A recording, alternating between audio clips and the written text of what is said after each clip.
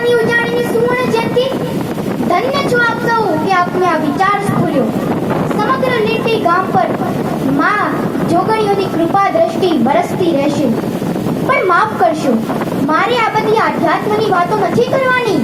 મારે તો જરા જુદા બે ત્રણ વિષય ઉપર વાત કરવી છે. સમાજમાં કેટલાક કુરિવાજો અને સમસ્યાઓ વિશે વાત કરવી છે. યુવાનોને નાની બહેન બનીને કંઈક કહેવું છે તો દેશને સ્વચ્છતાનો સંદેશો પણ પહોંચાડવો છે. ત્યાં કોઈને લાગુ પડે અને ખાટું લાગે તો માફ કરજો, પણ સમય પ્રમાણે ભૂલ સુધારી લેવાનો પણ પ્રયત્ન કરશો. આજે આખો દેશ બેટી બચાવવા નીકળ્યો છે. શરત બસ એટલી જ છે કે જન્મ બીજાને ત્યાં થવો જોઈએ. સાચે જ એક કવિએ સ્ત્રીની વાસ્તવિકતાનું મૌલિક વર્ણન આ પ્રમાણે કર્યું છે. રોજ રાત્રે તમારી વહાલી પત્ની સવારે જાણે ચાવી ભરેલી ઢીંગલી. હિન્દુ ધર્માનુસાર મોક્ષ પ્રાપ્તિ માટે પણ સ્ત્રી શક્તિનો સાથ અનિવાર્ય છે. ઈંટ ચૂનાની દિવાલ બને, નોય કોટડી ગૃહ ગણાય, પરંતુ નર અને નારી બંનેના પ્રેમથી પાષાણનું સ્વર્ગ થાય. અને એવા નર અને નારીનું ઘર સ્વર્ગ બને છે. નારી વગરના ઘરનું કોઈ મૂલ્ય નથી. નારી વગરના પ્રસંગની કોઈ પ્રસન્નતા નથી. નારી વગરના ઘરનું કોઈ કામ નથી. પરંતુ તત્કાલીન સમાજમાં તમામ સૂત્રો હાસ્યાસ્પદ બની ગયા હોય એવું લાગે છે. જો દીકરી જન્મે તો નિશાસા અને દીકરો જન્મે તો પતાસા. બાળકી પ્રત્યેનો આપણો આવો દુર્વ્યવહાર. છોકરો જન્મે ત્યારે પેડા વહેંચવામાં આવે છે ને છોકરીના જન્મને આનંદથી ઉલ્લાસથી પેડા વહેંચવાનું કામ સમાજ કેમ સ્વીકારતો નથી? મારા જન્મ વખતે મારા દાદાએ 20 કિલો પેડા વહેંચ્યા હતા. ગર્વ છે મને, એટલે જ તો હું અહીં સ્ટેજ પર છું. કોને ખબર દીકરીઓથી આમ જનતા કેટલી ત્રાસી ગઈ છે? શા માટે દીકરી ભારે પડે છે? શું દીકરી પોતાના બાપનો મિલકતનો હિસ્સો પોતાના સાસરી પક્ષમાં લઈ જાય છે? શું દીકરીના જન્મથી માતા અને પિતાને કોઈ દંડ પેટે રકમ ભરવી પડે છે? ના. તો શા માટે અવતરવા દેવામાં તેઓ ખચકાટ અનુભવે છે? એના કારણો જાણવા આપણે વધુ દૂર જવાની જરાય જરૂર નથી. ભારતનો ઇતિહાસ જોઈ લો. દીકરીને એ જમાનામાં ભારે બોજારો ગણવામાં આવતી હતી. દીકરીને દૂધ પીતી કરવાની પ્રથા ખાસ્સી પ્રચલિત હતી. દીકરી જન્મે એવી મારી નાખવામાં આવતી હતી. સંજોગો અને સમય બદલાયા, પણ દીકરી પ્રત્યેનો દ્વેષ 21મી સદીમાં પણ બદલાયો નથી. સમાજે સુસંસ્કૃતતા અને આધુનિકતાની ચાદર તો ઓઢી, પરંતુ એ ચાદરમાં થીંગડાની નિશાનીઓ તો રહી જ ગઈ. હવે તો દીકરીને જન્મવાનો અધિકાર પણ છેતરી લઈ ઘટમાં જ સ્ત્રી ભ્રૂણ હત્યા કરી મારી નાખવામાં આવે છે. 21મી સદીમાં આગળ વધી રહેલી માણસ જાતના કેટલાય વર્ગો હજી 18મી સદીની માનસિકતા ધરાવતા હોય તો ખૂબ જ શરમજનક કહેવાય. પુત્રેષણા પાછળની આંધળી દોટ ક્યાં જઈને અટકશે? સાસુ, નણંદ, જેઠાણી એક સ્ત્રી હોવા છતાં પણ સ્ત્રીની જ દુશ્મન બની છે. જો સ્ત્રી ના હોય તો આ વિશ્વનું કોઈ અસ્તિત્વ શક્ય હોત ખરું? જે સ્થાન શરીરમાં નાડીનું છે એ સ્થાન સમાજમાં નારીનું છે. નારી પૂજાની ખાણ છે તો તીર્થકરોની ઓળખાણ છે, અને જે તીર્થકરોની પૂજા કરીએ છીએ એ પણ નારીના પેટે જ જન્મ્યા છે. અરે તમે થોડી વાર તો જુઓ. બેટી જ ના હોય તો શું થશે? સમાજનો પાયો જ ડગબગી જાય. સંબંધોની વહાલપણા તાંતણા તૂટી જાય. પછી કોને કહેશો ભાઈ કે માસી? કોને કહેશો બહેન? કોની પાસે બંધાવશો રાખડી? ગૌરી વ્રત, જયા પાર્વતી વ્રત કે ભાઈ બીજનું શું થશે? દીકરા માટે વહુ ક્યાંથી લાવશો? બેટી બચાવના કાર્યક્રમો કરવા પડે, એ માટે યાત્રાઓ શોધવી પડે. સમસ્યા બહુ ચિંતાનો વિષય છે, પરંતુ ઇતિહાસના પાના ફરફરે છે અને સમયના અલગ અલગ તબક્કામાં તે જ છાયાને સંતા મુકડી દીકરી રમતી રહી. મોગલ કાળના બાદશાહો દ્વારા શાહજહાનીઓની ઉપેક્ષા શોષણ ઓછા નહોતા, તેમ રજપૂત યુગમાં અંતઃપુરમાં ઓજલ પડદામાં સડતી રહેતી રાણીઓ યાદ આવે છે. મધ્યકાલીન હિન્દુસ્તાનમાં સ્ત્રીઓની સ્થિતિ કફોડી અને એટલી દયાજનક બની કે માથેથી સાપનો ભારો ઉતારવામાં બાપ લાકડે માંકડું પણ વળગાડી દેતા. દીકરીને ગાય દોરેતા જાય એવી પરિસ્થિતિ હતી. યાદ કરીએ એવી સ્ત્રીઓને કે જેણે દેશને ઉજાડ્યો છે. ઇન્દિરા ગાંધી, કલ્પના ચાવલા, સાનિયા મિર્ઝા, શહેનાઝ હુસેન, મહાશ્વેતા દેવી, શીતલ મહાજન, અંજુ જોટ, ઈલા ભટ્ટ, મૃણાલિની સારાભાઈ, પૂર્ણિમા પકવાસા, ચક્રવર્તી, ઐશ્વર્યા રાય, બચેન્દ્રી પાલ આ બધા તેજસ્વી તારલાઓ આપણી દીકરીઓ જ છે. ઝાંસીની રાણી લક્ષ્મીબાઈ, રમાબાઈ રાનડે, સાવિત્રીબાઈ ફૂલે, સરોજિની નાયડુ, કસ્તુરબા, પીટી ઉષા વગેરે અનેક પ્રતિભાઓએ સમયાંતરે દીકરીની ગઈકાલ પણ શણગારી હતી. આજના આકાશમાં જોઈને મન ગદગદિત થઈ જાય છે. પણ સિક્કાની બીજી બાજુ શું છે? સેંકડો, હજારો બળાત્કાર, સતત થતું રહેતું જાતીય શોષણ અને વર્ષે 2.5 લાખ ટીનેજર્સ ગર્ભપાત કરાવે છે. દર 32 મિનિટે ભારતમાં એક બળાત્કાર દૈનિક પત્રોની હેડલાઇન્સ દરરોજ કલંક અને કરુણાની કાલીમાં લઈને ચળકતી રહે છે. સિક્કાની બીજી બાજુ ભ્રૂણ હત્યા, આધુનિકતાને નામે આંધળી દોટ મુક્તિ અને અત્યાચારનો ભોગ બની કે નરાધમોને હાથે ચૂંથાતી અસંખ્ય બીજલ જોશીઓ. આવા જમાનામાં દરેક મા બાપને ભય બેસી ગયો છે કે દીકરી સાચવવી મુશ્કેલ છે, માટે દીકરી તો જોઈએ જ નહીં. આ પણ એક કારણ છે. અંધશ્રદ્ધાથી ઘેરાયેલી સ્ત્રી કુરિવાજોમાં સપડાયેલી, સમાજનો ડર ધરાવતી, પુરુષ પ્રધાન સમાજમાં કચડાઈને જીવવા ટેવાયેલી સ્ત્રીને લીધે જ આજે સમાજમાં સ્ત્રી ભ્રૂણ હત્યાનું પ્રમાણ વધ્યું છે. અપહરણો, અત્યાચારો, ખૂન ખરાબાઓ, હત્યાઓ અને બળાત્કારોની વધતી જતી સંખ્યા સ્ત્રી ભ્રૂણ હત્યાની જ પરોક્ષ પેદાશ છે. દરેક સમાજે દીકરીના જન્મને વધાવવો પડશે. ઝાકળની વિનાશ અને પુષ્પની કુમાશ તદાકાર થઈ હૃદયના ખલમાં ઘૂંટાવા મળે ત્યારે દીકરી જન્મે છે. દોસ્તો, અન્ય માટે કશાની અપેક્ષા વિના સર્વસ્વનો ત્યાગ કરીને પારકાની પણ પોતાના કળા કરવાના અને કસબ કહો તો કસબ એ દીકરી પાસે છે. દીકરી સદાય વર્તમાન છે. દૈવ ઈચ્છા બલી હસી દીકરીના જન્મને વધાવી સંતોષ માનો. એને હર્ષભેર પૃથ્વી પર અવતરવા આવકાર આપવો જ જોઈએ.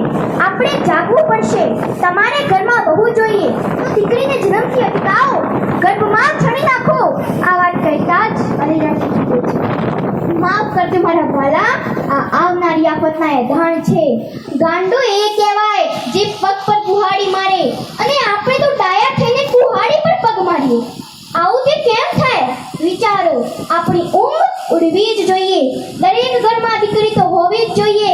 બે હાથ જોડીને મારે તમારી પાસે ભીખ કહો તો ભીખ માંગવી છે. આપજો મારા બાપ. ના નહીં પાડતા. દીકરીને આ દુનિયામાં આવવા દેજો. એ સંસ્કારની સુરત અને મમતાની મૂરત બની તમારા ઘરને ઉજાડશે. એક ન ઉતરેલી, એક ન જન્મેલી બાળકીના ઉદ્ગારમાં કેટલી કરુણતા છે તે જોઈએ. આંગળી પકડીને તારી ચાલવા દે માં, મને તું આ જગતમાં આવવા દે. વંશનું તું જ બીજકું ફણગાવવા દે, ગોરવાની છાબ લીલી વાવવા દે. વાલની વેલી થઈ જુલીશ દ્વારે, આંગણે સંવેદના મહેકાવવા દે. સાપનો ભારો નથી, હું સાપનો ભારો નથી, તું જ અંશ છું. લાગણીના બંધને બંધાવવા દે, લાગણીના બંધને બંધાવવા દે. તો ચાલો આપણે સૌ સાથે મળી દીકરીના જન્મને આવકારીએ. દીકરીનો સ્નેહ છે ન્યારો, દીકરી તો છે તુલસીનો ક્યારો. નારી ગૌરવ એ તો રાષ્ટ્રની આધારશિલા છે. દીકરીનું ભક્ષણ નહીં પણ રક્ષણ કરીએ તો જ સરકારનું બેટી બચાવ બેટી વધાવનું સૂત્ર સાકાર થશે. 2017ના ઉનાળામાં આપણા સમાજની સમાજ યાત્રા થઈ. ત્યાં મને પણ અમુક ગામમાં બોલવાનો મોકો મળ્યો. ત્યાં કેટલીક વાતો મારા હૃદયને હચમચાવી ગઈ. સમાજ યાત્રાનો હેતુ હતો બેસણા જમણવાર સાથે બંધ કરવા, દીકરા દીકરીઓના પ્રશ્નો, સમૂહ લગ્નમાં જોડાવો, લગ્ન પ્રસંગે ખોટા દેખાડા, વ્યસન મુક્તિ વગેરે વગેરે. આ બધી વાતો પરથી એક વિચાર આવ્યો કે શું આપણે 21મી સદીમાં છીએ? આ બધું કરવા માટે આપણી પાસે સમય જ કેવી રીતે હોય? વિશ્વ ક્યાં આગળ વધ્યું છે અને આપણે ઠેરના ઠેર. આપણી સંસ્કૃતિ અજોડ છે, પણ એ સંસ્કૃતિની આડમાં અંધશ્રદ્ધાઓ અને કુરિવાજોને તો ન જ પોષાય. એનાથી તો છુટકારો મેળવવો જ રહ્યો.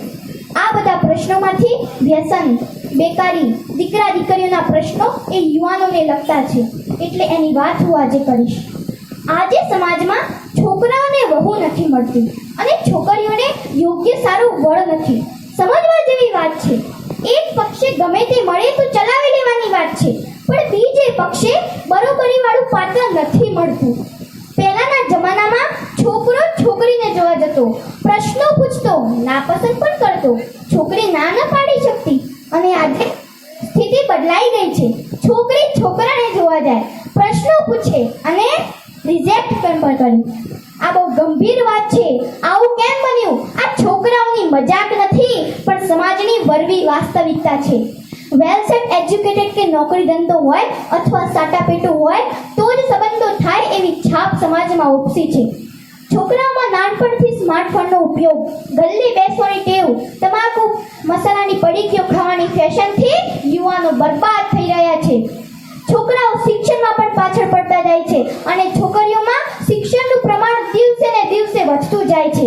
કોર્પોરેટ ક્ષેત્રમાં છોકરીઓ બાજી મારી જાય છે. છોકરીઓને યોગ્ય સારું પાત્ર નથી મળતું એટલે સમાજ બહાર જવાના પ્રશ્નો પણ વધ્યા છે.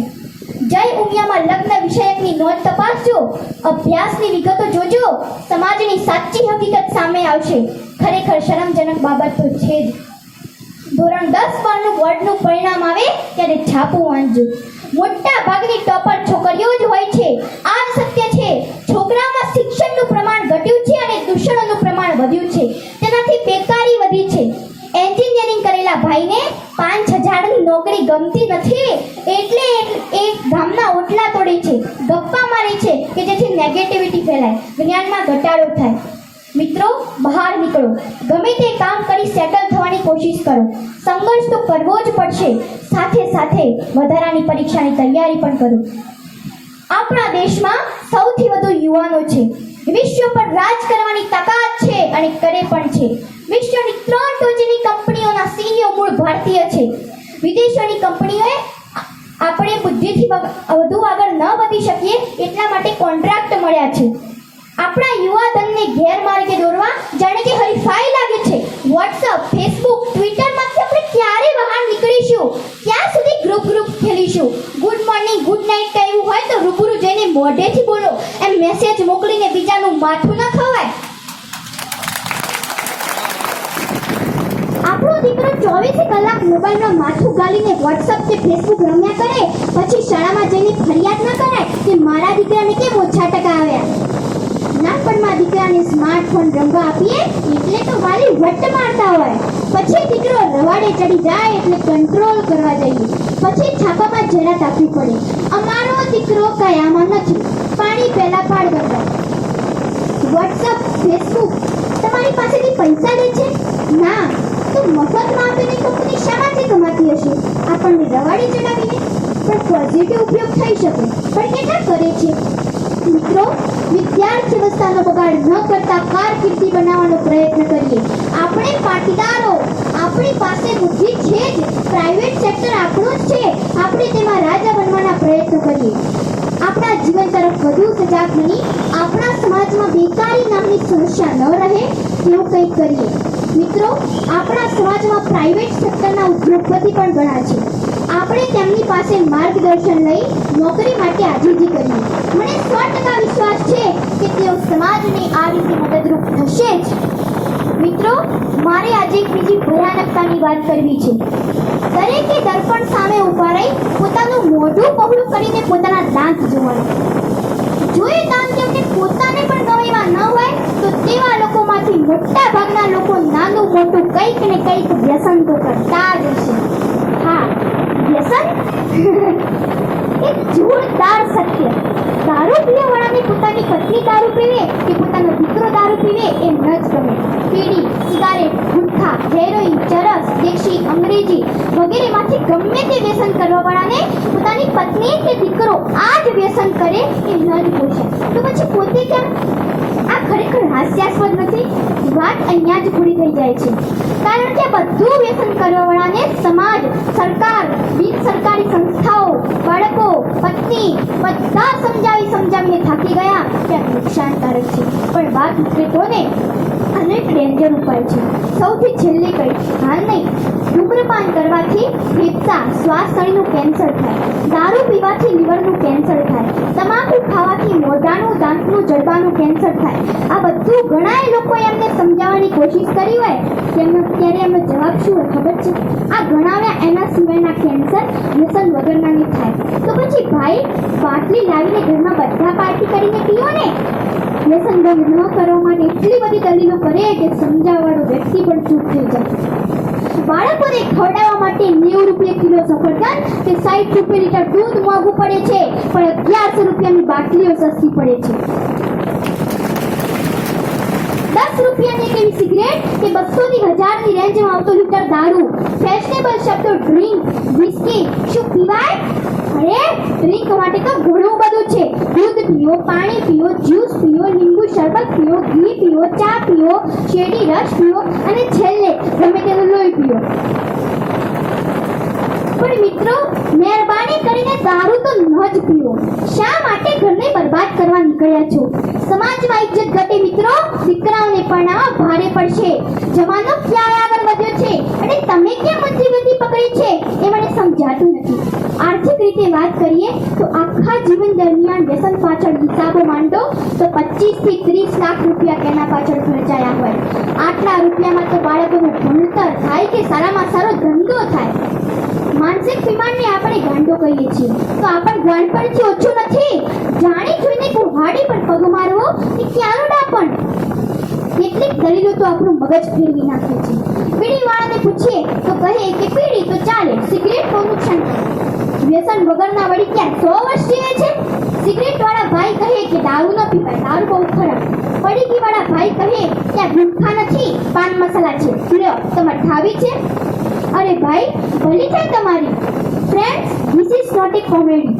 આ બધી વાતો કોમેડી કરીને હસવા માટે નથી, મનમાં વસાવવા માટે છે. મૂર્ખામીની પણ કોઈ હદ હોય છે. જે વ્યસની છે એને કોઈની નિંદા કરવાનો અધિકાર નથી, બીજાની ભૂલો કાઢવાનો પણ અધિકાર નથી, કોઈ સારી વાતમાં સલાહ આપવાનો પણ અધિકાર નથી. કારણ કે જે પોતે જ ભૂલોનો ભંડાર છે એ બીજાની ભૂલો શું કાઢવાના? કોઈ ગામમાં કેટલો દારૂ પીવાય છે જાણવું હોય તો ગામની ભૂતરડીમાં જઈને જોઈ આવવાનું. પડેલી કોથળીઓ કહી દેશે. એક વખત એક યુવાન દારૂની દેશી કોથળી લઈને ખૂણામાં ગયો અને મોઢાથી કોથળીને કાઢું કાઢીને દૂધની જેમ પી ગયો અને કોથળીને ગંદામાં ફેંકી દીધી. યુવાન બહાર નીકળે એ પહેલા તો પેલી કોથળી બોલી, હે યુવાન, તે મારા શરીર પર એક કાણું પાડ્યું, હું તારા લીવરના કાણે કાણા ન પાડી દઉં તો મારું નામ દારૂ નહીં. ફરીવાર કોથળી બોલી, હે યુવાન, તે મને ગંદામાં ફેંકી છે, હું તને ગટ્ટારમાં ઉકાળામાં આરોટતો ન કરું તો મારું નામ કોથળી નહીં.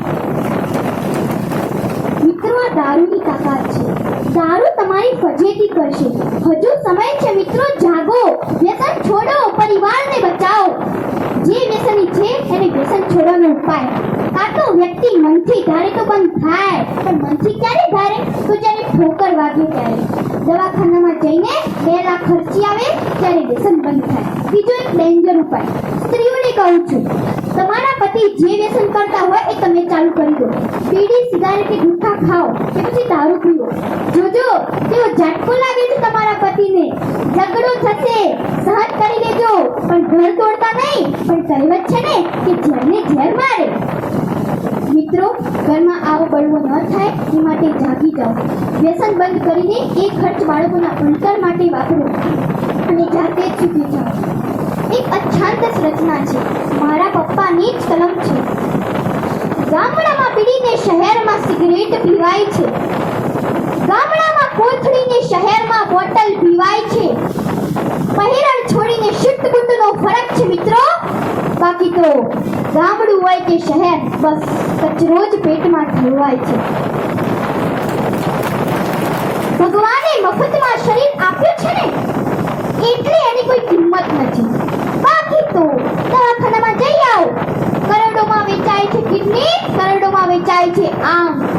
વૈજ્ઞાનિકોને કહો કે ટીપું લોહીનું તો બનાવે, છતાંય મફતમાં રક્તદાન કરાવીને લાખોમાં લોહીનો વેપાર થાય છે. મને ખો મળ્યો છે માનવનો. માણસાઈ છોડીને પશુ યોનિમાં કેમ ભટકે છે માનવી? હે, માણસાઈ છોડીને પશુ યોનિમાં કેમ ભટકે છે માનવી? જો હું આટલી નાની 11 વર્ષની દીકરી સમજી શકતી હોઉં તો તમારે તો મને શીખવવા પડે, મારે તમને નહીં. હું અહીંયા સ્ટેજ પરથી એવા બધા વડીલોને પગે લાગું છું કે જે વ્યસન કરે છે. તમારી દીકરી જાણીને મને આશીર્વાદ તો આપશો ને? આશીર્વાદમાં ભેટ સ્વરૂપે મને તમારું વ્યસન આપી દો. બસ દીકરી તરીકે હું હંમેશા તમારી જોડે રહીશ. જો નિષ્ફળ થયું હોય અને વ્યસન છોડવા માંગતા હોય, કદાચ અહીંયા સ્ટેજ પર આવતા શરમ આવતી હોય તો નાના બાળકની સાથે પોતાના ખિસ્સામાં વ્યસનની જે કંઈ પણ વસ્તુ હોય અહીંયા સ્ટેજ પર આવીને મોકલાવો. કદાચ એક વ્યક્તિ પણ આવી રીતે મોકલાવીને મનમાં છોડવાનો સંકલ્પ કરશે ને તો મારું બોલેલું સાર્થક ગણાશે. એક વ્યક્તિ પણ મોકલાવશે તો મારા હૃદયને ટાઢક વળશે, હાશકારો થશે. મિત્રો, મારે ભારત દેશના નાગરિક તરીકે એક સંદેશો તમારા સુધી પહોંચાડવો છે, સ્વચ્છતાનો સંદેશો. આપણા લોહીમાં જેમ ભ્રષ્ટાચારના રક્તકણો ફરે છે ને એવા જ બીજા શ્વેત કણો ગંદકીના ફરે છે. હવે આ વળાયેલા કણોને કાઢવા કેવી રીતે? ડાયાલિસિસ કરીને લોહી બદલવું પડે, પણ દાદાનું લોહી પણ એવું જ હોય ને. સવારે ઉઠીને સાબુ ઘસીને નાહવાથી શરીર ચોખ્ખું ન થાય, પણ એના માટે તો આ મન, વિચારો, આત્મા, બુદ્ધિ, સમજણ આ બધું પણ ચોખ્ખું હોવું જોઈએ. એમાં તો ગંદકી ઠાંસીને ભરી છે. ઈર્ષ્યા, વેર, ચોરી, મફતિયા વૃત્તિ, કામચોરી વગેરે જેવી બાબતોથી તો આ ગટર ઉભરાય છે.